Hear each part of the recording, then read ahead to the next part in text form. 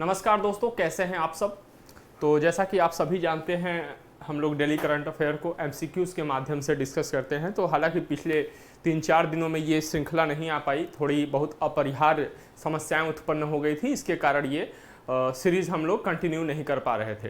तो चलिए आज फिर से कंटिन्यू करते हैं करंट अफेयर्स डिस्कशन एमसीक्यूज़ के साथ। चलिए, अगर हम पहला प्रश्न देखें तो निम्नलिखित कथनों के संदर्भ में विचार करिए। पेरिस समझौते के अनुरूप वैश्विक तापन वृद्धि सीमित कर लेने के बावजूद भी गर्मियों में आर्कटिक क्षेत्र के समुद्री बर्फ को पिघलने से नहीं रोका जा सकता है। पहला स्टेटमेंट है। दूसरा है कि ऐसी जो अवस्था है इस तरह की गर्मी का पहला मौसम संभवतः 2030 के दशक में हो सकता है, जबकि गर्मियों में समुद्री बर्फ पिघल जाए आर्कटिक क्षेत्र की। समुद्री बर्फ हल्के रंग की होती है, इस कारण यह तरल जल की तुलना में सूर्य के प्रकाश को अंतरिक्ष में अधिक मात्रा में परावर्तित करती है। अब इन कथनों के संदर्भ में हमें विचार करना है। हाल ही में एक अध्ययन आई है, एक रिपोर्ट जारी हुई है। तो अगर हम बात करें कि इन कथनों में कितने कथन सही हैं, तो सभी कथन सही हैं। ऑप्शन सी हमारा सही होगा। अब इसके बारे में हम लोग थोड़ी बात कर लेते हैं। देखिए, एक रिपोर्ट आई है कि अगले दशक तक आर्कटिक क्षेत्र में जो समुद्री बर्फ पिघलने की पूरी संभावना है। आर्कटिक क्षेत्र जब हम बात कर रहे हैं तो हमको किधर जाना है? नॉर्थ की साइड में जाना है, ठीक है, नॉर्थ पोल की तरफ जाना है। अब देखिए, जो पेरिस समझौता है उसके अनुरूप अगर हम वैश्विक तापन को 1.5 से 2% के बीच तक अगर हम सीमित भी कर लेते हैं, तो उसके बाद भी यह रिपोर्ट बता रही है कि गर्मियों के मौसम में जो आर्कटिक क्षेत्र है उसका समुद्री बर्फ अवश्य पिघलेगा, उसे पिघलने से नहीं रोका जा सकता है। इस हिसाब तक वैश्विक तापन बढ़ गया है या इसका प्रभाव ये होगा, ठीक है। और ये जो पहला मौसम है वह 2030 के दशक में हो सकता है, जबकि आर्कटिक क्षेत्र का समुद्री बर्फ पूरी तरीके से गर्मी में पिघल जाए, यह 2030 के दशक में हो सकता है। अगर हम बात करें तो इसके पहले यह माना जा रहा था कि जो उत्सर्जन हो रहा है उसके कारण वैश्विक तापन में 4.5 डिग्री सेंटीग्रेड से अधिक की वृद्धि हो सकती है। और इसके कारण 2000 या हम कह सकते हैं 2100 तक सन 2100 तक आर्कटिक क्षेत्र बिल्कुल हिममुक्त हो जाएगा। इसके पहले ये माना जा रहा था, लेकिन अब क्या है, ये आ गया है 2030 के दशक तक। इसके पहले नासा के एक अध्ययन में यह बताया गया था कि जो ग्लोबल वार्मिंग हो रही है उसके परिणाम स्वरूप जो गर्मी में आर्कटिक क्षेत्र की जो समुद्री बर्फ है उसका विस्तार प्रति दशक 12.8% की दर से कम हो रहा है। ये नासा का अध्ययन इसके पहले बताया था। अब हम बात कर लेते हैं कि इस बर्फ का महत्व क्या है। आर्कटिक जो क्षेत्र है उसकी बर्फ का महत्व क्या है। ये देखिए, हल्के रंग की होती है, जैसा कि हमने स्टेटमेंट में भी पढ़ा। इस कारण क्या है कि यह तरल जल की तुलना में सूर्य के प्रकाश को अंतरिक्ष में अधिक मात्रा में क्या कर देती है? परावर्तित कर देती है। और इस प्रकार यह समुद्री क्षेत्रों में या कह सकते हैं ध्रुवीय क्षेत्रों में जो है कि ठंडा बनाए रखने और पृथ्वी के ऊर्जा के संतुलन को बरकरार रखने में काफी महत्वपूर्ण भूमिका निभाती है। अगला हम लोग पॉइंट देखें तो जो समुद्री बर्फ है वह ऊपर की ठंडी हवा और सतह के नीचे की अपेक्षाकृत गर्म जल के बीच एक अवरोध बनकर हवा को ठंडा बनाए रखती है। समुद्री बर्फ में होने वाली जो कमी होगी वह उस क्षेत्र की जैव विविधता को भी प्रभावित कर सकती है, और साथ ही साथ यह ध्रुवीय भालू और वालरस जैसे स्तनधारियों को भी नुकसान पहुंचा सकती है। एक बार प्रश्न पूछा गया था कि ध्रुवीय भालू और पेंगुइन दोनों जो है कि ध्रुवीय क्षेत्रों में रहते हैं, फिर भी उनमें संघर्ष की स्थिति क्यों नहीं होती है। इसका उत्तर आप हमें बताइएगा, ठीक है, कमेंट बॉक्स में। अगला जो है यूपइक, इनुपिया और इनपुट जैसी जो स्वदेशी आबादी है उसकी निर्वाह जो है वो शिकार आधारित पारंपरिक जीवन शैली को भी इससे जो है कि दुष्प्रभाव पड़ेगा, उस पर भी प्रभाव पड़ेगा। अब जो समुद्री बर्फ है उसके आने वाली जो कमी है, हालांकि कुछ दृष्टि से यह लाभदायक भी होगी। कैसे? वाणिज्यिक और आर्थिक अवसर में वृद्धि होगी और आर्कटिक क्षेत्र में पोत परिवहन मार्ग खुलेंगे, तथा यहाँ के प्राकृतिक संसाधनों की पहुंच में वृद्धि होगी। लेकिन अगर हम किसी एक हद से या एक सीमा से अधिक यदि हम कोई काम करेंगे, कोई भी गतिविधि करेंगे, तो उसका दुष्प्रभाव भी पड़ेगा, तो हमें इसके लिए भी तैयार रहना है। चलिए, इसके पहले हम लोग इसके पिछली वीडियो में NSR के बारे में हम लोगों ने बात किया था, ठीक है, तो उसमें भी हम लोगों ने देखा था। अब अगला है चक्रवात विपर्जय। इसके बारे में हम लोग बात कर चुके हैं, लेकिन यह इससे संबंधित कुछ अन्य पॉइंट हम लोग इसमें देखेंगे। चक्रवात विपर्जय के कारण स्थितियां बिल्कुल भयावह होती जा रही हैं और गुजरात के साथ साथ मुंबई भी प्रभावित है और राजस्थान भी प्रभावित है। गुजरात सबसे अधिक प्रभावित है, इस समय दुष्प्रभाव जो है इसका राजस्थान की ओर है। तो उसकी पृष्ठभूमि में ध्यान से पढ़ना है कि इसकी पृष्ठभूमि में निम्नलिखित कथनों पर विचार करें। अरब सागर में उत्पन्न होने वाले चक्रवात आमतौर पर भारतीय तट की ओर नहीं बढ़ते हैं, सामान्य तौर पर ये नहीं बढ़ते हैं। पहला स्टेटमेंट है, इनमें से लगभग 75% से अधिक जो चक्रवात है उत्तर या उत्तर पश्चिम की ओर बढ़ते हुए पाकिस्तान, ईरान या ओमान तट पर पहुंचते हैं।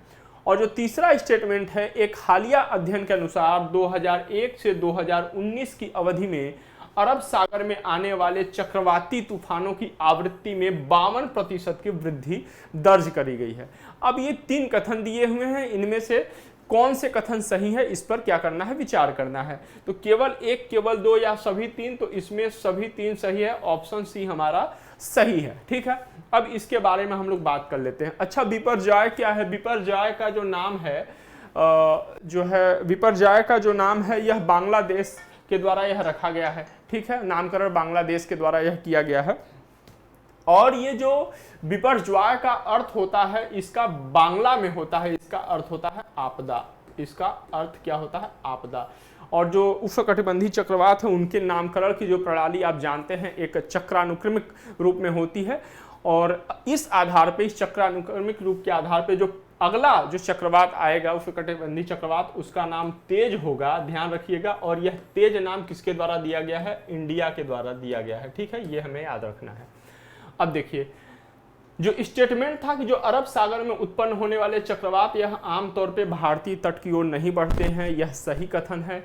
और जो यहाँ पे चक्रवात होते हैं उनमें से लगभग 75% से अधिक जो होते हैं वह उत्तर पश्चिम या उत्तर की ओर बढ़ते हुए पाकिस्तान, ईरान और ओमान तट पर पहुंचते हैं, मतलब ये उधर जाते हैं। 25% तूफान ही ये कह सकते हैं कि भारतीय तट की ओर बढ़ते हैं। लेकिन एक अध्ययन के अनुसार, जो हाल में ही एक अध्ययन उसका रिपोर्ट आया कि 2001 से 2019 तक की अवधि में, ठीक है, जो यहाँ पे चक्रवात आए हैं अरब सागर में, चक्रवाती तूफानों की संख्या में या आवृत्ति में 52% की वृद्धि दर्ज करी गई है। और इस कारण भारत का जो पश्चिमी तट है, जैसे गुजरात हो गया, गोवा हो गया, आप जो है महाराष्ट्र हो गया, ठीक है, ऐसे जो पश्चिमी तट पे स्थित हैं, ठीक, वो क्या है, अधिक संवेदनशील हो गए हैं। अरब सागर में चक्रवाती तूफानों में होने वाली वृद्धि के अब कुछ कारण हैं। क्या कारण है? कि जो अरब सागर में समुद्री सतह है और गहरे जल दोनों का तापमान में वृद्धि हो रही है। बढ़ता तापमान चक्रवातों को अधिक प्रबल बनाने के लिए बहुत अनुकूल होता है। इससे क्या होता है कि जो चक्रवात आते हैं वह बहुत लंबी अवधि तक शक्तिशाली रह सकते हैं।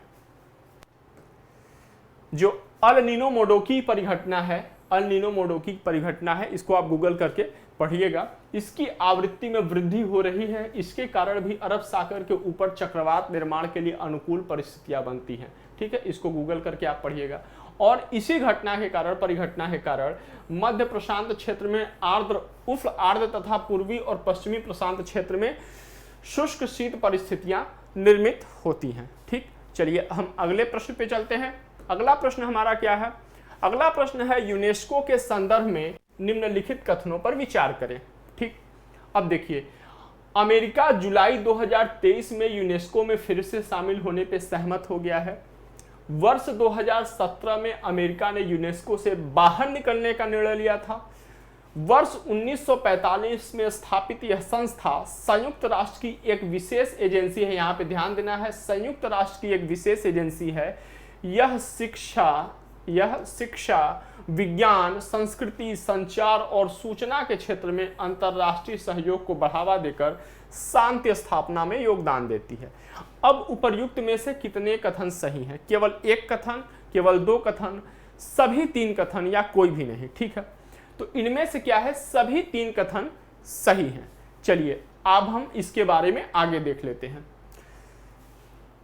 चूंकि संयुक्त राज्य अमेरिका यूनेस्को में फिर से शामिल होने का उसने निर्णय लिया है, इसके कारण कुछ परिस्थितियां बदलेंगी और महत्वपूर्ण है कि उसके बारे में हम लोग जान लें। और क्या पृष्ठभूमि रही है, क्यों ये बाहर हुआ था, अब क्यों अंदर हो रहा है, मतलब अंदर इन द सेंस क्यों वह शामिल हो रहा है, ये हम देख लेते हैं। तो हम लोगों ने इसे पहले स्टेटमेंट में ही देख लिया था, जुलाई 2023 में यह शामिल होने पे सहमत हो गया है। अब देखिए, वर्ष 2011 में फिलिस्तीन को यूनेस्को में शामिल करने के पक्ष पे एक मतदान हुआ था और इस मतदान के बाद अमेरिका और इजराइल ने जो यूनेस्को में अपना वित्तीय अंशदान है या जो वित्तीय जो भागीदारी है उसको अंशदान देना वो बंद कर दिया था। इस कारण क्या हुआ था कि वर्ष 2013 में अमेरिका और इजराइल दोनों देशों को इस संस्था मतलब यूनेस्को में उनके मताधिकार से वंचित कर दिया गया था। ठीक, अब हम आगे बढ़ते हैं। वर्ष आता है 2017 का। 2017 में अमेरिका ने यूनेस्को से बाहर निकलने का निर्णय लिया था और उसने कुछ प्रमुख कारण गिनाए थे कि जैसा कि पहले यूनेस्को में इजराइल विरोधी पूर्वाग्रह जैसी परिस्थितियां विद्यमान हैं, इस सांस्कृतिक संस्था का अत्यधिक राजनीतिकरण हो गया है, यूनेस्को वित्तीय संकट से गुजर रहा है तथा यूनेस्को के प्रबंधन के स्तर पे बहुत ही समस्याएं व्याप्त हैं। इस कारण अमेरिका ने इन तर्कों के साथ 2017 में यूनेस्को छोड़ दिया। ठीक, अच्छा, यह कोई ऐसा पहला मौका नहीं था, ध्यान देना है कि ऐसा पहला मौका नहीं था कि जब अमेरिका इस संस्था से बाहर हुआ है। वर्ष 1984 में भी वह यूनेस्को से बाहर हो गया था और उस समय अमेरिका ने जो तर्क दिया था वह यह था कि यह संस्था कुप्रबंधित है और भ्रष्ट है। ठीक है, और उसका यह भी मानना था कि यह जो संस्था है सोवियत संघ के हितों को आगे बढ़ा रही है। हालांकि वर्ष 2003 में अमेरिका फिर इसमें शामिल हो गया। ठीक, अब क्यों शामिल हो रहा है? जब वो बाहर हो गया था तो शामिल क्यों हो रहा है? देखिए, जैसे ही अमेरिका यूनेस्को से बाहर हुआ तो आप जानते हैं कि अमेरिका और चाइना एक दूसरे के बहुत ही प्रबल आर्थिक प्रतिद्वंदी हैं और यह बिल्कुल सत्य है कि जिसके पास इकोनॉमिक पावर रहेगा वो पॉलिटिकल पावर भी उसी के पास जाएगा। ठीक है, तो दोनों बड़ी आर्थिक शक्तियां हैं, चीन और अमेरिका, और दोनों इस पे नियंत्रण करने के लिए, दोनों वैश्विक राजनीति को नियंत्रित करने के लिए बहुत ही आतुर होते हैं। ठीक है, व्याकुल होते हैं। तो उस दृष्टि से यह महत्वपूर्ण है कि जब अमेरिका बाहर होता है यूनेस्को से तो चीन यूनेस्को की जो पॉलिसीज हैं, जो पॉलिसीज मेकिंग बॉडी है, वहां पे उसकी बहुत ही महत्वपूर्ण जगह लेने की कोशिश करता है।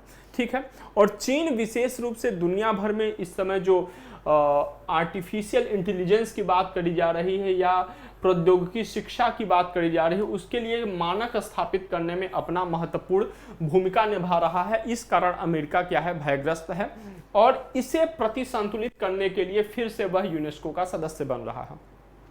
ठीक, सोचिए कि चीन को पीछे करने के लिए, चीन को संतुलित करने के लिए, चीन की जो भूमिकाएं हैं, वैश्विक भूमिकाएं हैं, उनको प्रतिसंतुलित करने के लिए अमेरिका यूनेस्को में आ रहा है। यूनेस्को के प्रशासनिक कार्यों में सुधार करने की जरूरत है, इससे कुशल और आर्थिक रूप से मजबूत बनाया जा सके, इससे इसमें अमेरिका महत्वपूर्ण भूमिका निभा सकता है।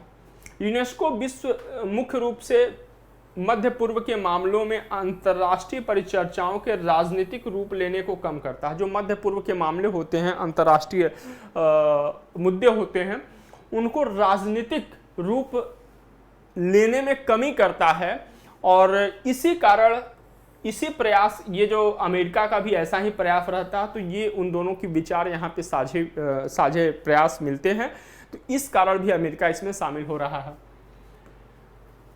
अब बात कर लेते हैं यूनेस्को की। ठीक है, यूनेस्को की बात कर लेते हैं। तो वर्ष 1945 में स्थापित किया गया था और यह संयुक्त राष्ट्र संघ की एक विशेष एजेंसी है। विशेष तौर पे यह शिक्षा, विज्ञान, संस्कृति, प्रचार और प्रसार, संस्कृति हो गया, संचार हो गया, सूचना के क्षेत्र में यह अंतर्राष्ट्रीय सहयोग को बढ़ावा देकर शांति स्थापना में अपना योगदान देती है। इसके उद्देश्य की बात करें तो सभी के लिए गुणवत्तापूर्ण शिक्षा है, आजीवन सीखने की प्रवृत्ति विकसित करने हेतु प्रेरित करना और उभरती हुई सामाजिक और नैतिक चुनौतियों का समाधान करना इसका उद्देश्य है। सदस्यता की बात करें तो 193 देश और 12 एसोसिएट सदस्य इसके सदस्य हैं। संरचना में बात करें कि इसका एक सचिवालय होता है जो यूनेस्को की महासभा तथा कार्यकारी बोर्ड के नियमों को लागू करता है और इसके जो सचिवालय का प्रमुख है, निदेशक है, वो डायरेक्टर जनरल होता है। अब यूनेस्को से संबंधित कुछ पुरस्कार के बारे में बात कर ले तो सांस्कृतिक विरासत संरक्षण कार्यक्रम के लिए यूनेस्को एशिया प्रशांत पुरस्कार यह निजी व्यक्तियों को भी दिया जाता है और संगठनों को भी प्रदान किया जाता है। जो दूसरा है शांति को बढ़ावा देने के लिए फेलिक्स हैफोएट-बैगेन शांति पुरस्कार, इसे जीवित व्यक्तियों और सक्रिय संस्थाओं को प्रदान किया जाता है, सम्मानित किया जाता है। ठीक, अगर हम कुछ और बात करें तो जो संयुक्त राष्ट्र सतत विकास समूह का भी सदस्य है यूनेस्को, यूएनएसडीजी का भी सदस्य है यूनेस्को। ठीक है, और यूनेस्को फिर से शामिल होने का इसका महत्व क्या है कि यूनेस्को के वित्तीय संसाधन में क्या होगी, वृद्धि होगी। और इस संस्था को छोड़ने से पहले अमेरिका यूनेस्को में के कुल बजट में 22% का योगदान करता था। तो निश्चित तौर पे वित्तीय संसाधन की वृद्धि होगी और यूनेस्को में शामिल होकर अमेरिका अपने फ्री वर्ल्ड, मुक्त विश्व के विजन को आगे बढ़ाएगा। ठीक, चलिए आगे करता है, जो कि फ्री वर्ल्ड के विजन को चाइना क्या करता है, रोकने की कोशिश करता है अपने पॉलिसीज के द्वारा। चलिए आगे चलते हैं। अगला प्रश्न है, डाइमिथाइल ईथर डीएमई के संदर्भ में निम्नलिखित कथनों पर विचार करें।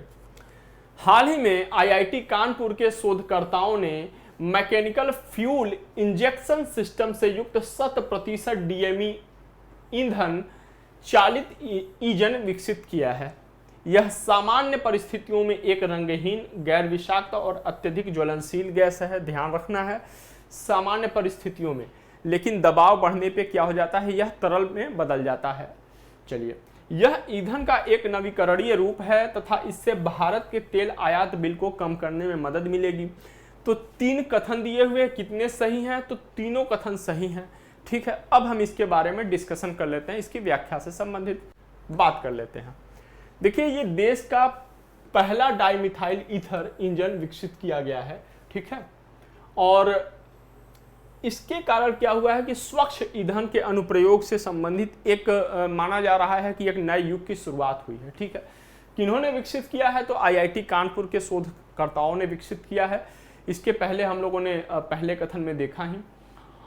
अच्छा, ये जो विकास किया गया है, ये विज्ञान एवं प्रौद्योगिकी विभाग डीएसटी के अधीन विज्ञान और इंजीनियरिंग अनुसंधान बोर्ड द्वारा समर्थित है और यह नीति आयोग का जो मेथेनॉल अर्थव्यवस्था कार्यक्रम है उसके भी अनुरूप है। ठीक, अब डीएमई के बारे में अगर हम लोग बात करें तो जो डीएमई है वो सामान्य परिस्थितियों में एक रंगहीन, गैर विषाक्त और अत्यधिक ज्वलनशील गैस है।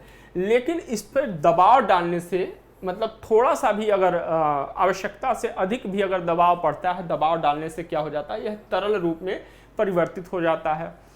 डीएमई को मुख्य रूप से हम कह सकते हैं कि प्राकृतिक गैस, जैविक अपशिष्ट या बायोमास को सिंथेसिस गैस या जिसको सिन गैस कहते हैं उससे परिवर्तित करके उत्पादित किया जाता है।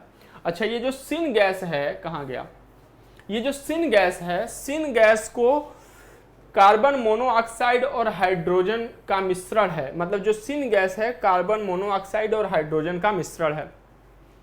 अगर हम बात करें जो डीएमई है, डाइमिथाइल ईथर की बात करें तो यह जो एलपीजी के समान इसके गुण होते हैं, एलपीजी के समान इसके गुण होते हैं और इसका उपयोग जो है वह डीजल के विकल्प में किया जा सकता है, रासायनिक उद्योग में किया जा सकता है और एरोसोल प्रोपेलेंट के रूप में भी किया जा सकता है। ठीक, चलिए थोड़ा इसके बारे में और बात कर लेते हैं। इसके लाभ क्या हैं?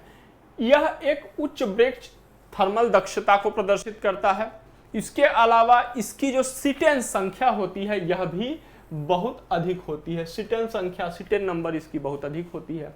यह हाइड्रोकार्बन, कार्बन मोनोऑक्साइड और कार्बन डाइऑक्साइड का बहुत कम उत्सर्जन करता है और साथ ही जो कालिक होती है वह भी, ठीक है, कम मात्रा में उत्पन्न करता है।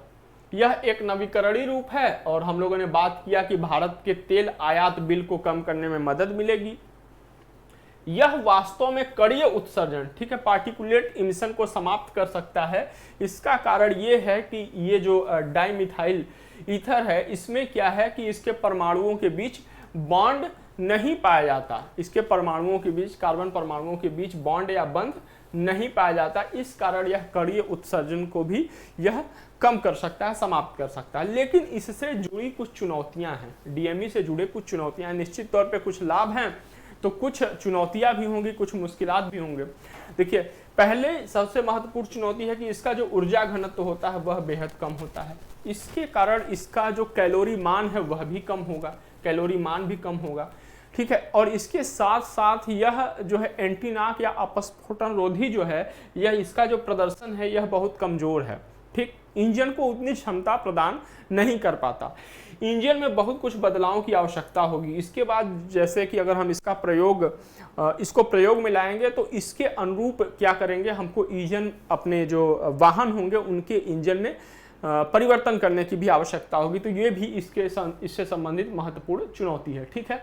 तो चलिए इसी प्रश्न के साथ, इसी प्रश्न की व्याख्या के साथ हमारी ये श्रृंखला आज यहीं पे समाप्त होती है। हम कुछ नए प्रश्नों के और उनके एक सारगर्भित व्याख्या के साथ आपके सामने फिर कल आएंगे। तब तक के लिए जय हिंद, जय भारत।